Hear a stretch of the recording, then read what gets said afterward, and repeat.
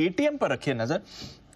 अभी अभी पेटीएम के लिए अच्छी खबर आ रही है और शरद जी आपके पास भी आता हूं, अगर कवरेज है पेटीएम की तो आपसे राय भी लेना चाहूंगा। 10% ऊपर आपको इस समय पेटीएम दिख रहा है। सरकार की तरफ से एग्रीगेटर कारोबार के लिए एफडीआई प्रस्ताव को मंजूरी मिल चुकी है, यानी कि सरकार ने एफडीआई प्रपोजल डाला था पेटीएम ने अपने एग्रीगेटर बिजनेस के लिए, उसको सरकार ने मंजूरी दे दी है।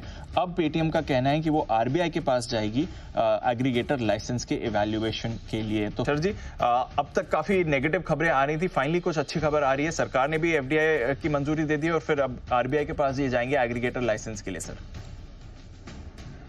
जी, मेरा मानना है कि रिसेंटली जो नेगेटिव न्यूज़ आई उसके बाद जो करेक्शन आई थी, लगभग स्टॉक ज़्यादातर उस नेगेटिव न्यूज़ को पचा चुका है, क्योंकि लगभग 25 से 30% बिजनेस इम्पैक्ट था वो ऑलरेडी उनके नंबर्स में, प्राइसेस में आ ही गया था।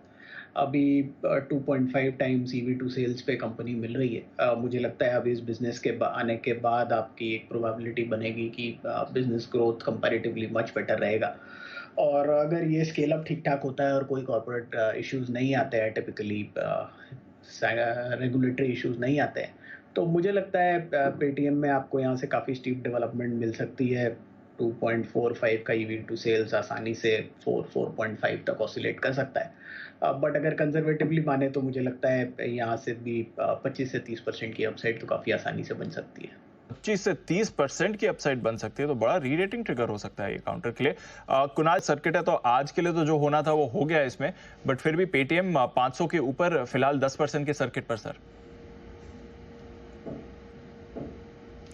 देखिए, मैं बहुत बुलिश हूँ दीपांशु। जो स्ट्रक्चर है जो इवॉल्व हुआ है, पिछले कई महीनों का कंसोलिडेशन पूरा हुआ है और स्टॉक ने एक मेजर रेजिस्टेंस को ब्रीच किया है, तो मुझे ऐसा लगता है कि जिस प्रकार का स्ट्रक्चर है, the worst is behind Paytm, और यहाँ पर भी मुझे लगता है कि वापस से स्टॉक को रीरेट करना पड़ेगा। जिस तरह का स्ट्रक्चर है, मुझे लगता है 650 रुपए के लेवल्स भी यहाँ पर आते हुए दिख सकते हैं, तो इन तरह से भी 25 से 30% का अपसाइड बन सकता है। मैं पूरी तरह सहमत हूँ। जिनके पास पोजीशन है बिल्कुल बने रहें और ऊपर के लेवल्स आएंगे।